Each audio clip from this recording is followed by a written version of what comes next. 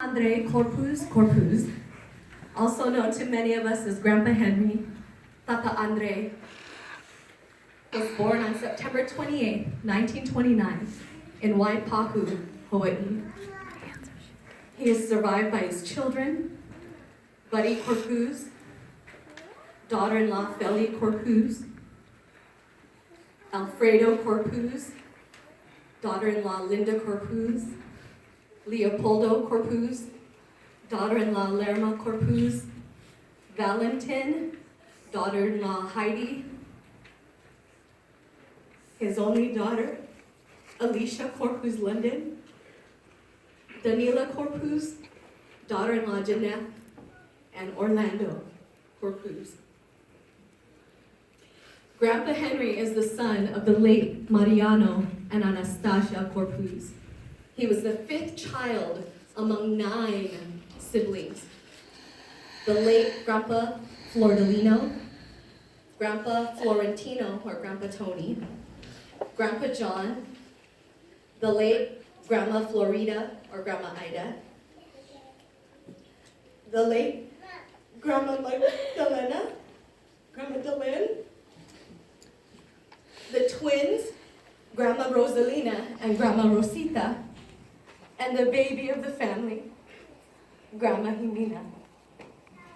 In 1940, great-grandma Anastasia took all her children to the Philippines, and great-grandpa Mariano stayed behind in Hawaii. And during this time, while they were in the Philippines, World War II began. And during the war, great-grandpa Mariano passed away. And because of this, his family could not return back to the United States. So all the children end up growing up in the Philippines. In 1950, Grandpa Henry married Grandma Ermelina, and together they had 8 children. And my grandpa always loved telling the story of how the beginning letters of his eldest son, Salvador, spelled the name of each and every one of the rest of his children. So S for Salvador, A for Alfredo, L Leopoldo, V Valentin, A Alicia, D Danilo, Orlando, and R for Rebecca. And Rebecca, unfortunately, passed away as a newborn. Grandpa Alejandre's children bore him a legacy of 24 grandkids and 33 great-grandchildren. And my cousin Angie was kind enough to do a family tree to keep count of the ever-growing branches that come from my grandma and grandpa. And we have that posted in the back today. It's really amazing to see. In 1969, Grandpa was able to move back to the United States because of Grandpa John, who petitioned him. He then began the process of bringing his wife and children back to the United States. In 1969, he began to work for the billeting department at Hickam Air Force Base. And after retiring there in 1988, they decided to join their sons, Buddy and Leo, who had moved from sunny tropical Hawaii to cold and rainy, but beautiful Seattle. And this is where they made their home. Grandpa Henry's love of his life, Grandma Ermelina, passed away on July 22nd, 1993. And after she passed, Grandpa decided to go back to work to fill up his free time. Because I don't know if you know this, but Grandpa would spend his days at Grandma's grave, just missing her so much. Day after day, he would visit her. But he decided that he needed to be busy, and there were a lot of people that needed him. He worked various jobs, and he had many duties. being a chauffeur and driver to the Golden Girl ladies going back and forth to the fish factory. He was a driver and chauffeur and caretaker for his grandchildren, bringing them to and from school. And there was a time he even worked at Goodwill. And I remember there was one of the drivers from my work that came up to me one day asking me if my grandpa worked there. And I said, yeah, why? And he said he was making a delivery and Grandpa Henry saw the company name and said, hey, my granddaughter works there. You see, that's the type of person my grandpa was. He loved to socialize and make friends no matter who it was. He wanted to get to know you. He would strike up conversations at the grocery store. I heard he would just go to Safeway because he wanted to just meet new people. And he somehow had an endless supply of knives, gadgets, and random gifts and food in his car that he would give away to family and friends. And if I were to ask here today, who's ever received knives from my grandpa? Raise your hand. See? Who has that many knives? And he was always giving them away. And Grandpa Henry was also known as Candy Grandpa. Yeah. He always had Starbursts in his pockets. And he would give them to all the kids and even adults every day, every week at church and at family gatherings. In fact, kids would expect it and they would run to him asking for candy. And I guess there was one time when Jezreel put so many Starbursts in his mouth that he almost started to choke. But if you were a lucky one, he gave you a whole bag.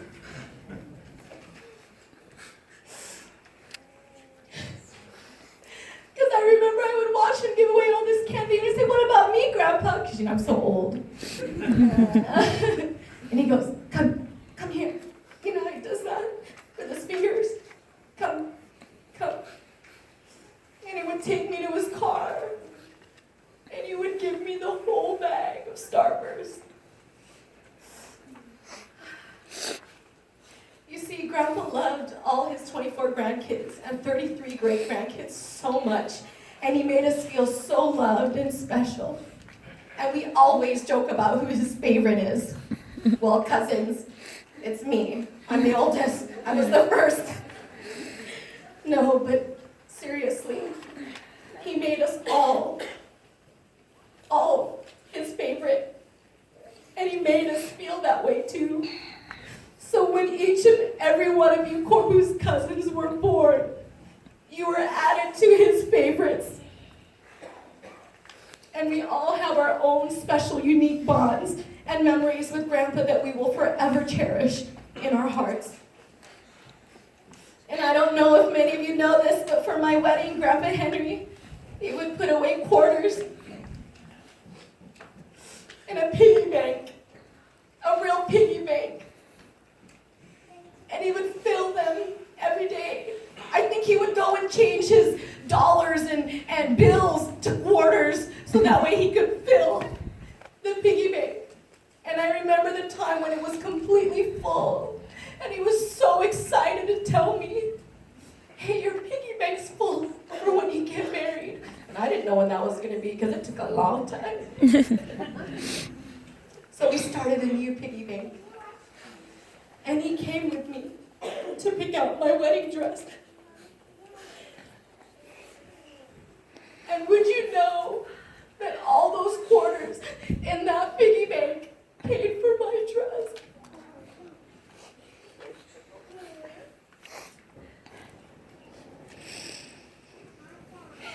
Thank you, Grandpa, for your love and for your generosity. And I always knew he was generous.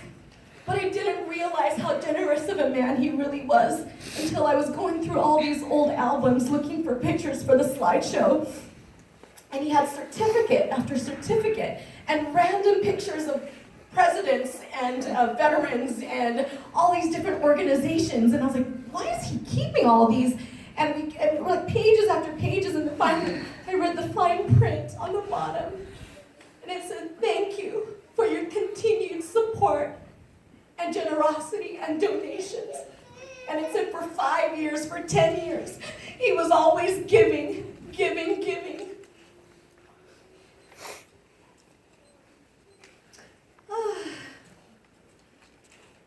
And Grandpa Henry always loved to tell jokes and riddles. So example, what makes the oil boil? What? Ghee, yes. And he would tell them over and over again these jokes like it was the first time we had ever heard them. And every single time we laughed, not because it was funny, well, I mean, sometimes they were funny, but because he would laugh, and his smile, and the way he told the joke, it made you laugh. It made you smile. That joy that he had was contagious. Grandpa lived in Frontenac for many, many years, and we had so many weekend barbecues and parties over there. It was everyone's second home. And I still remember all those times there at that little house that was big enough for everyone. He lived there with his son Lundo, Uncle Lundo, Auntie Bing Bing, and his beautiful granddaughters, Christy, Melissa, and Leilani. And after Frontenac, he moved in with his granddaughter Alice, and her husband Joe, and great-grandson Jordan, and he lived with them for 8 years. A few years ago, Grandpa was diagnosed with COPD, chronic obstructive pulmonary disease. Then in December 2016, we had a big scare. Grandpa wasn't feeling well, and he was admitted to Overlake Hospital. He was swollen and had a hard time breathing. And we found out that day that in addition to his COPD, he had heart failure. And it was very scary. The numbers were really bad. And the outlook was not good. And we didn't know what to do. That first night, it was Alice, Christy, Angie, and myself watching over him. And we didn't want him to be alone. My dad was in the Philippines with Auntie Alicia. Uncle Leo was all the way in Ocean Shores, so it was up to us cousins that very first night to look after him. And then the following days, all the children, all the cousins, Uncle Danny, Uncle Leo, and all the family all came, and we all took turns being with Grandpa every single day. It was a rough time, but it brought all the cousins together. And the nursing staff was amazed at how many grandchildren and families he had, and how many of them were visiting him. Thank you, cousins and family and friends who all came and were there for Grandpa, for watching over him, making sure his food was ordered. Erica, she would call in, make sure he eats, order his favorites, making sure he did all his breathing exercises, but you cousins told him the wrong thing. But just spending time with him. After being at Overlake Hospital for about 10 days, he was transferred to Talbot Rehabilitation Center on December 22nd. He would need to learn how to walk with a walker and oxygen and gain strength before being released back home. And we were just so amazed at his progress and how strong he was getting. On January 15th, 2017, he was able to come home. Praise God. It was like night and day. It was like a miracle to me because I saw him that first night. And then when he came home, walking on his own, he didn't even have the oxygen attached to him. He just looked like Grandpa. He was so alive and so well. And we celebrated that day, and we thanked God for bringing him home through it all. And after that, Grandpa Henry then went to live in Ocean Shores with his son, Uncle Leo, Auntie Lerma, and his great-granddaughter, Aaliyah. And he got to enjoy the ocean. And he got to dig for clams. They played bingo. They would see the wildlife just running around free around their house, and he loved to feed them apples. And he just enjoyed the fresh air. And after about 5 months in Ocean Shores, it was evident that Grandpa really needed 24-hour care in case something were to happen to him. And we knew this would be very hard for him to do, so we got together for a family barbecue to talk with him about it. And we told him that we loved him and cared for him very much, and we thought that this would be best. And finally, after a little argument with Walden, he agreed that he would go check it out. So, yeah, I'll go check it out. And we said, Grandpa, if you don't like it, we are all here for you. So on June 1st, he moved into DMC, Everlasting Home Care, in Des Moines, Washington. It was a nice, clean facility, closer for the family, and the owner's last name of that home was Corpuz. And even though the owners have the same last name, they weren't blood related to us, or we don't know, they could be. But they treated Grandpa like family. The workers there said that Grandpa was such a jokester and always made them laugh. He would scare the nurses on purpose.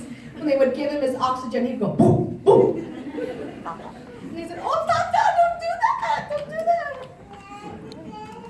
And all the other residents there loved him too. In fact, the night before he passed, he was out and he was dancing. He was dancing with another resident. They were laughing. They were telling jokes with everyone.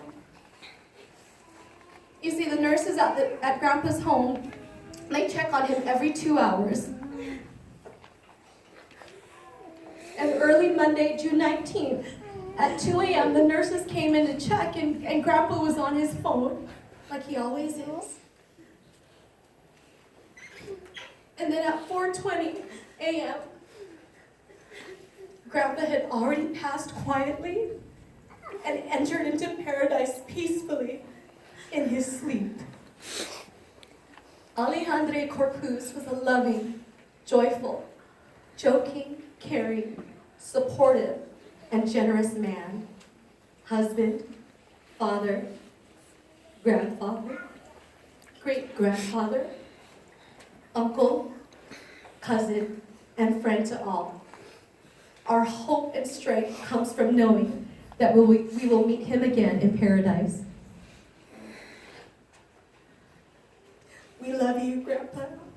We miss you dearly, and you will always, always be in our hearts. You will never be forgotten.